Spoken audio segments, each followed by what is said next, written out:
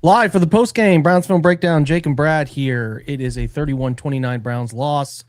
Browns fall to 3-10. Titans improve to 2-11. Woo. And big implications on the draft, which we'll get to. Yep. But it's a game that deserves to be talked about. Opportunities were there to be had. Browns up 17-14 at halftime. Really come unglued. Titans score, I think, 17 unanswered before the Browns make a late charge with like 4 minutes and change left. So, yeah, I mean, I don't know, Brad. Immediate takeaways on your side from watching this, which is a long football game. Yeah, long football game. Defense, inexplicably kind of just dominated in the run game today. Like, let Tony Pollard go for a career day, which I thought was, that wasn't on my bingo card. Let's just say that. No. Cam Ward, impressive. Shador was really good at times. I think he got hot. There are obviously things that he needs to do better, through a bad interception, but all in all, for a rookie, I mean, to put up that many yards, battle back in this game, I think there were things there to be excited about for if you're a Browns fan.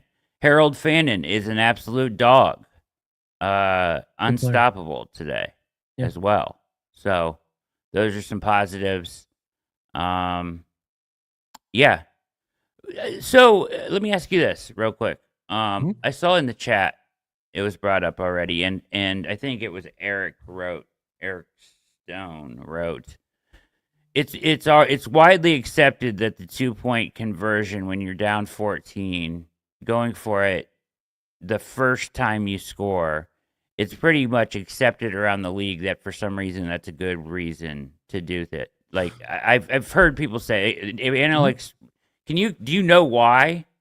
Do you make sense of that? Yeah, my understanding of that is that if your thought process is we don't want to go to overtime, if that's your thought process, and that's your thought is like, hey, we score our last score and we're going to go for 2 at that point instead of going for 1 to kick it.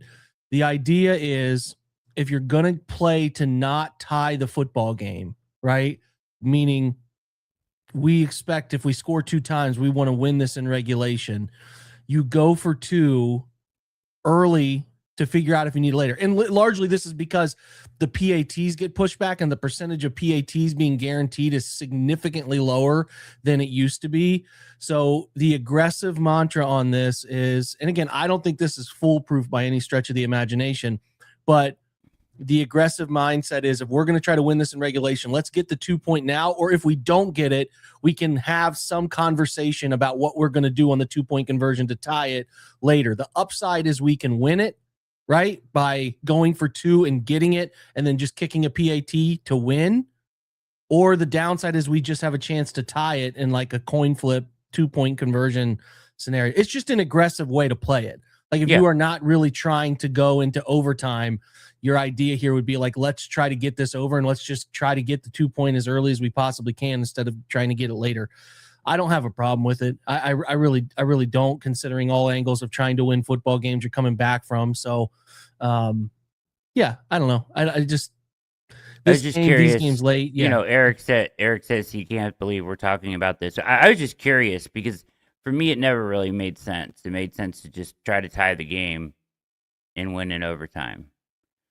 It's just it's just an approach. It's whatever approach your team or your thought, it's just becoming more popular in the NFL to, hey, we can, the idea here is we can win this in regulation on a play from the 2-yard line, 3-yard line, excuse me. You know what I'm saying? So like the idea here is we can get this thing from the 3-yard line. We feel comfortable with those plays. Now, obviously neither of which worked out for the Browns, but that's a different conversation in and of itself.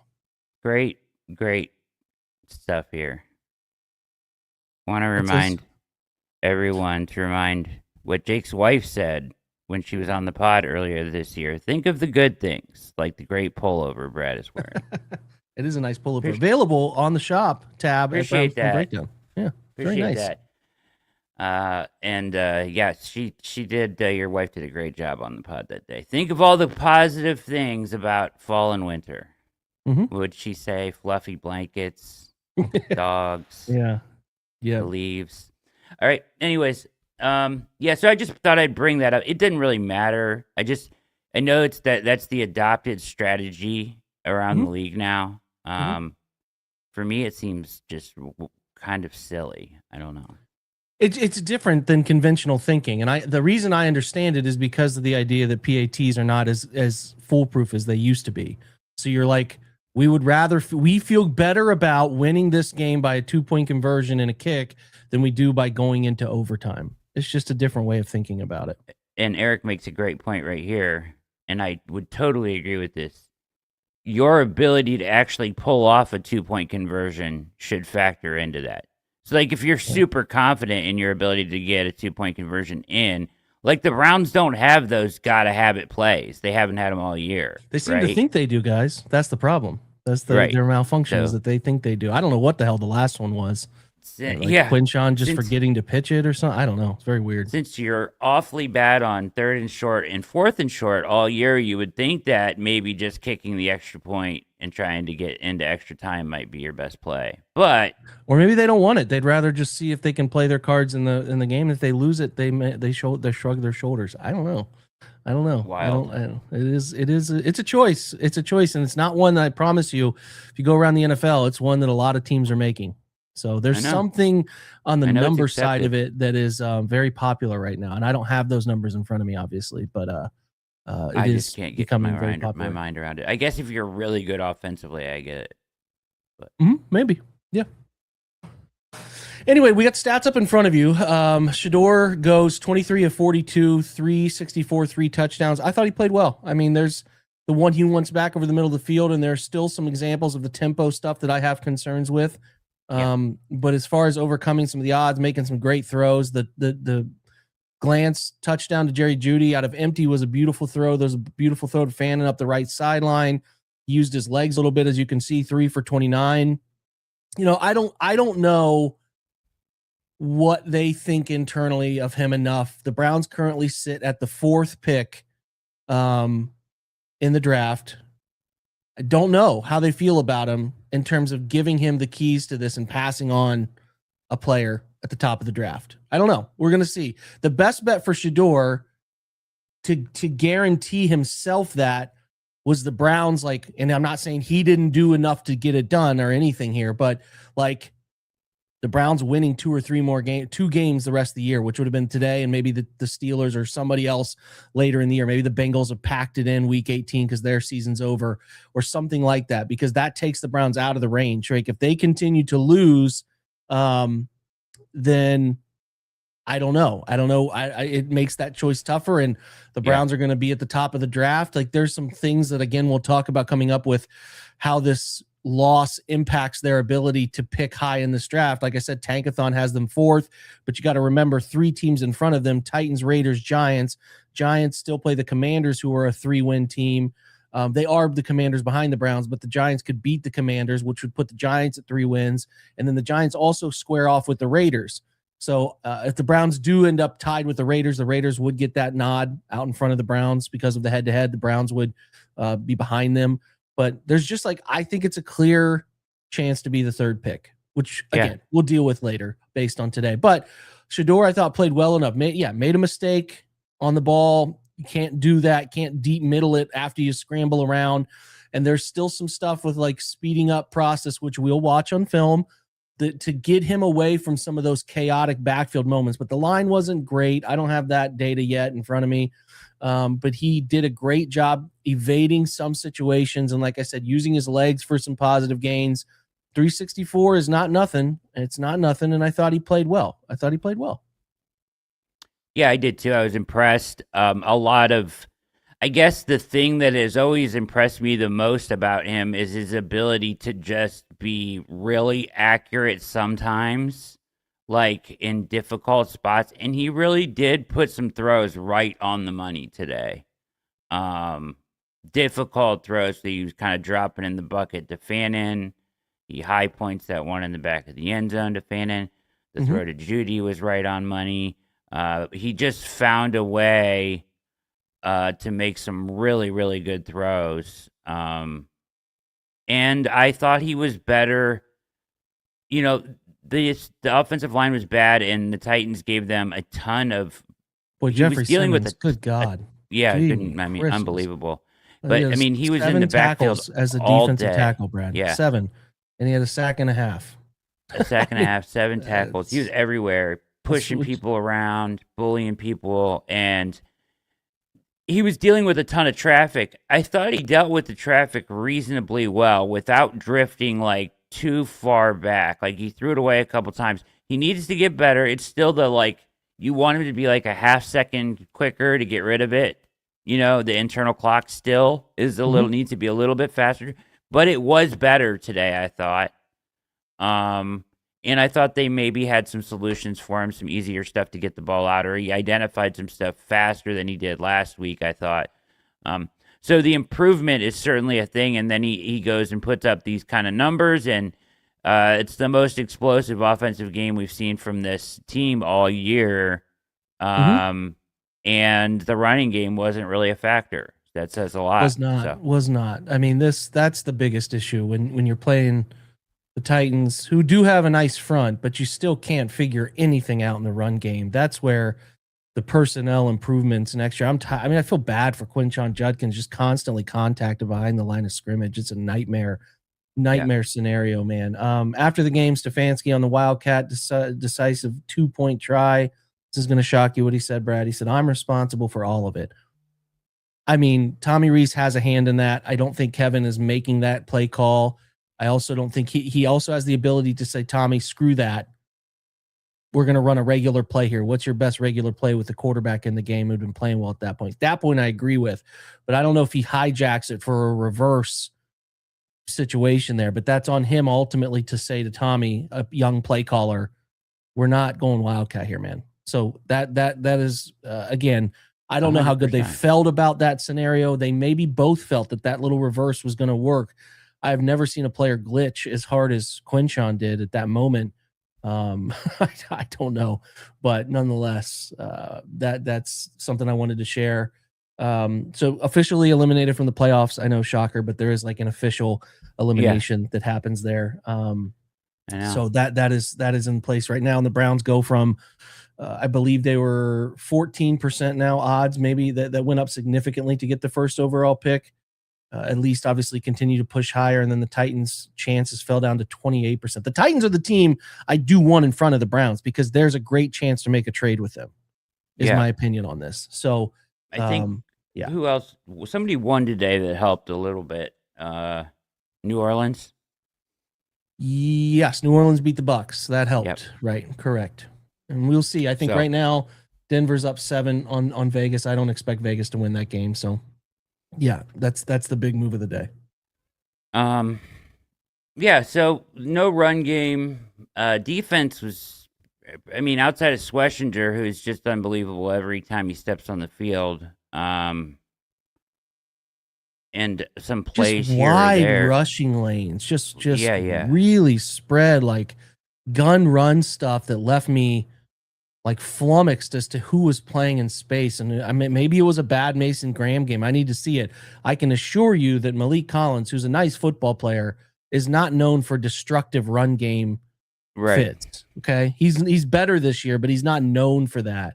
So I don't know, man. We're gonna have to break down the long runs because I mean, that's being generous, Brad. They had the 40-yarder there up the left sideline that the illegal shift saved them from. So So you're that talking about one, it would have been a 200 plus yard rushing game, and I don't know if they have allowed 200 yards on the ground with Schwartz yeah, in his tenure. They gave up 184 to the Ravens, but how many of those came from the running back is my question. yeah, Um, on on uh that was just after the Jets game. Those probably a majority of them came from the backfield because Lamar not running that much yet. The Patriots went for 177. Otherwise, it was usually kind of in that, you know, under 100 or barely right at 100 in some scenarios. So, yeah, there's not a ton there, man. That's a surprise to me. Did you think, like, on the one that got called back, it was pretty obvious that they were running right at the gap in which Myles Garrett usually vacates to push and run the arc to the quarterback? Yeah, So no when he doubt. I gets mean, upfield, that's definitely a part of, like, if he's an outside run fit there, you got to have somebody set to fill the B gap below him. I mean, he's always going to be ears pinned back. So yeah, you got to have that recognition as a defense to, be able to figure that out on the fly. But yeah, I'm with you on that. There definitely was they ran um, right in that. the idea that they wanted to run behind it, no doubt. Yeah. So But I'm that trying to seemed go back and look at Schwartz in previous years real quick. So in 24, they did give up 200 rushing to the Commanders, but that was a lot of Jaden Daniels scramble efforts. The Saints. The Saints went for 214. That game after the bye, they went there and got their doors blown off. And then the Ravens went for 220 in the last week of the year. So it's not as crazy as we think. I don't know if they had any 200-yard allowed at 183 to the, but that was week 18 again against the Bengals that year. So this would have been up there. This is an up there number. It's not too crazy for them to give up the numbers in the 180s, 190s on the ground, but yeah, man, it was a really rough run game, especially at home, where they usually are just really sound, at home in a lot of these. So that's pretty disappointing. Anyway, anyone else stand out to you from this one, Brad, gameplay wise? Sorry, I was reading. You're good. No, I somebody just in the just chat want to. said Fannin, Stefanski. Judy, nice. Samson played well. The fumble's tough. Can't have that in space. But Tough fumble. Looks like we could have an injury with Tillman again. He got hammered over the middle on what was a legal hit, but it certainly looked worse in real time. Defenseless receiver, I guess. Yeah. But that one was rough. Yeah, it was rough. And I would just say, like, all the talk from Bubba Ventrone on special teams. Yeah, that's the point we this haven't gotten week, to. Just awful. Like, how do you go out there and then have that special teams performance after you talk like that this week? It's insane. Basically blaming players. Yep. And throwing guys under the bus. Yeah. And then it was a repeat, and then it got worse. So you open the game with a 50-yard return you allowed, or out to the 50. So what, a 40-yard return? I don't even know what the true number was. Yeah. Awful. I mean, Gage is out there still. That's the guy you're going out there with, and he got better as the game wore on, but he dropped the first one. Muffed one, yeah. And I mean, like, and then they give up the block punt where Diabate blocks inside, which Schlereth saying Diabate was one of the funnier things of my weekend, but it was. He goes to block the same man. Mascarenas Arnold beside him is blocking, and they just let that guy run. He could have taken it from the hands of Bojorquez. He was in there so fast. Yep. But that's his job, is for his guys to know. And if they want to blame a player here or there, like that, but you are responsible for getting your team to do the right things. Ultimately, if you can't do it, then somebody else needs to come in and coach it up a different way. I mean, this Ventrone stuff is just, it's egregious. On a week-to-week basis. I hated his attitude last week in the conversations. It was disgusting. It was. We both said disgusting at the same time. It was. He was just like, my shit don't stink. You know, this guy. It's basically a bunch of not my fault. We've dealt with injuries. Yeah. These guys aren't playing well. They're also guys we're bringing in every week. Yeah, come on, man. You can miss me with that. He did, Schler did say Corey Schlesinger at the beginning of the game. I also found that funny. And also kind of like chirping up big hits when guys are down on the field. Kind of maybe perhaps concussed or something more egregious, and he's just like going on and on about the game needs big hits. And okay, man, good stuff there, Mark Schlereth. I can't believe in 2025 we have him calling games, but here we are. That's where we are. It's where we are. Otherwise, like, from the game, we're going to need to rewatch a lot of it. Cam Ward goes 14 of 28, 117, a couple touchdowns and a pick. I did think, obviously, the run game helped alleviate some of the stress that could have been on him a bit more. I also thought he had some really nice throws that either weren't caught or missed. I still think Cam Ward, I think he's a pretty good player. I think there's going to be a lot of chirping in the next 7 days about how Shador outplayed him, but I don't think he had to make the way that offense was running. He didn't really need to drop back. Shador dropped back 42 times. So I'm not trying to say Shador did not play. I'm just saying like there were also some really good plays from Cam in this one as well. I think Cam is on his way to being a very good NFL quarterback. I do. Yeah, I do too. He manages the game better for the most part, I feel like. And his arms just really, really strong and special. So either way, I'm not comparing either in this game. I'm not going to do that game. You know what I mean? Like him versus him, but different defenses, different approaches. Yeah, one's further along in their career than the other, and should be better at some things than the other. So, some stuff to look at with Shador, which is exciting. I mean, he definitely, it sucks they lost. It helps the draft stuff, but some of the stuff is just, it's like this is just really bad football from two really bad football teams. Is kind of just chalk some of this game up to that. But the Shador stuff and some of the other stuff that you see from like Fannin, it was like that's exciting. That's good to see, and certainly something that you can feel positive about as we go to the film and look at it and evaluate it a level further. Like what kind of a game did he put together today for real? Like numbers wise, it looks great. And he certainly made some plays. So, like we said, he's going to have to do a lot to move the Browns off of drafting someone. But we'll see how you feel. I'm interested to see how you feel after you watch this one. Yeah, me too. I'm interested to watch it. Again, no doubt the Titans defense in the back half, linebackers and secondary, not very good. But I don't want to pull away from performances of a guy getting into his feet wet in the NFL. I don't think that's a fair thing to do right now. We can step back after the season's done and analyze the type of defenses he played and kind of give a whole comprehensive breakdown of where he's at after one season. But for here and now, I think it's fine to feel excited about where Shador is and, what steps he can continue to make. Does he look better than he did against the Raiders today?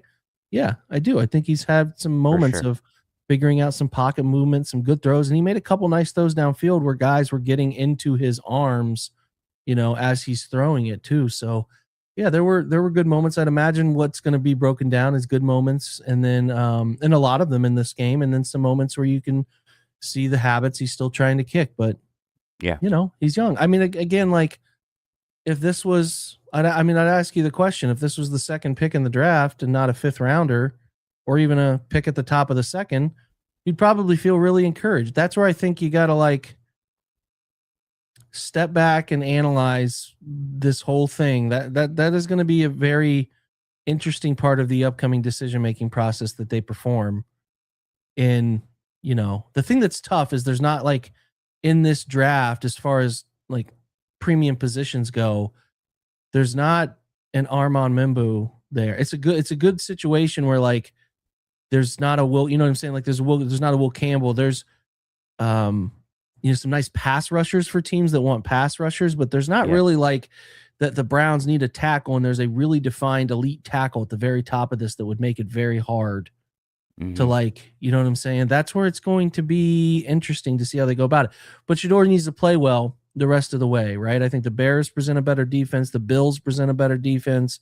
I certainly think the Steelers, when they come to Cleveland, will also sort of at that time, they're not great. There's not really that many great EPA defenses remaining on this schedule, despite some teams that are winning. But he'll have some opportunities to play some better defenses to continue to build out some of that belief that the franchise can maybe put behind him, right? So, he's got to keep doing what he's doing, though. If he wants to have the decision be challenging the rest of the way, he needs to make the decision really hard on the Browns, right? And there's big moments coming for the top two quarterbacks in the draft. Oregon gets into the playoff, and they're going to have some big games for Dante Moore to keep showing what he's about. And Mendoza obviously played well against Ohio State, but they're top of the line in this. There's really good, audition situations coming for those guys as well. So we'll see, man. I certainly know that the offensive line needs an influx of talent in the worst way, and the wide receivers group could use just another really good player. They could use a really young, dynamic talent there too. So I get it. I get where people are coming from. But if you love a quarterback and these guys continue to play well, and you're the third pick, and one of the two is possibly sitting there, it's hard to not pick one. So there's a lot of big decisions looming, Brad, sitting out there. 100%. 100%. Go ahead. With that, I don't really have much else to say right now about this one, other than, I don't. Do you think the last thing I would ask you about is, do you think with all the rhetoric around Stefanski this week, this outcome does anything? Does this move you on the Stefanski outcome at all? I don't know that it. I thought at the beginning of the game, the way it was going, as it jumped to 14-3 quickly, it could get really embarrassing. I was like, if they just are going to no-show this, not defend the run, and be really bad, and I thought this could get spicy. Yeah. I would imagine they have an idea what they're going to do, no matter what it is at this point. But I don't know, man. I don't think this game, because of the way they fought back into it and made it close at the end, makes any rash decisions there that weren't already there. You know what I'm saying? Like, if they were like, well, we're keeping the end of the year, I don't think there's like a throw my coffee off the table and say, screw that, we're going to make this move now based on this game. There's some frustrating parts of this game, and obviously losing to a 1-win Titans team, that's not great. It's not good. But it wasn't, you know what I'm saying? I just don't know that it gets to that point. But there are decisions looming without a doubt for the staff after this season. I think at this point, I think they're going to let them coach out the Final Four and then go from there. Yeah. We've covered this at length, but I'm worried about the direction in which this thing goes. So we'll see. Me too. There's certainly very valid reasons why they would have these guys back, based on some things around the roster and the way the salary cap is structured. And then there's also who's going to be hired. Do they have the inside leg on somebody? I would imagine if they move on from Kevin, they probably feel like they know somebody that they feel good about hiring. Well, but we'll see. The worrisome the worrisome stuff today was the stuff on Tommy Rees. Like, you get this really firm message that seems like it's coming from the Browns that, like, they don't want to let Tommy Rees leave the building because he's getting all these college interviews, and they're steadfast in keeping him in the building. Well, what does that mean? To me, that directly says that Stefanski's going to be here, doesn't it? Like, what other outcome are you trying to keep him around for? I'm with you. I don't think it can indicate anything other than that. Which scares this, I mean, you're not going to have Tommy be your head coach. No. So, if you're hell bent on keeping him around, then it's tied to, because you're not going to hire a head coach and demand he keeps Tommy Rees. I don't think that's definitely not the way to get a head coach. So, yeah, I'm with you, man. On the way out, real quick, it looks like the analytics on the first pick now is Titans 28%, Raiders 28%, Browns 16%. This is according to ESPN Analytics. Giants 10%, Saints 8%, Jets 6%, and Commanders 3%. The Browns have the third highest odds now, all of a sudden, for the first overall pick. I still don't think they end up getting one. I mean, I guess it's who do the Titans have left? We can check this real quick before we go to see if they have a winnable game really remaining on their schedule. There's always the chance a winnable game the final week of they play the Saints. Mm-hmm. That's the one that's looming, and is going to be interesting. If the Saints beat them, then the Browns would be above the Titans. Or they beat the Saints, you mean? Yes, my bad. Yep, if they beat the Saints, they would put them above. The Browns would go out in front of them. I forgot about that game looming on the calendar there. Do they play the Colts still? Somebody said. I don't see the Titans playing. They played the Colts week 3 and week 8. Okay. So just as far as teams out in front of them remaining, the Giants and Raiders square off, and then there's still this Titans home game against the Saints that they could win. Yeah. So that's very interesting. We Gonna get interesting. Closely. This is a good question. It's about trading Kevin. Brad and I went through this. Coaches don't just don't get traded. Like, unless you're a Super Bowl guaranteed, locked in, awesome dude. Like, teams can be interested in Kevin Stefanski, but the coaches that have been traded in NFL history, Don Shula, Bill Belichick, John Gruden coming off a Super Bowl, Yeah. and Sean Payton, because he was still under contract with the Saints. He's not getting traded. There's no trades. It's not happening. I get the point. I think there are teams that would be interested in him, but it's not going to be via trading for him. So anyway, that's it. That's all. Good show. 31-29 Browns lose to the Titans. We'll have post-game game notes coverage in the next 2 hours. I'll get that live. It takes a little bit to write up and formulate. And then we will have Shador film very early in the morning. At some point, I guess I'm going to have to look at the run game failures because that's just hard to ignore. So I'll do that. And then hopefully we can get John Stephenson on midweek and talk defense as well. So keep your eye out for all that. Brad will have opening drive, another good topic around that. And then we'll have, some other things this week too, around, what this pick's going to be and what we should be looking at and some rooting guides and stuff. So thanks for being here. Thanks for hanging out with us. If you do that, if you're hanging out with us at 5:00 after a Browns loss like this to fall to 3-10, you're a trooper. We appreciate you. You guys have a fantastic rest of your Sunday and Monday, and we'll talk to you soon here. All right. Go Browns. Thanks for watching.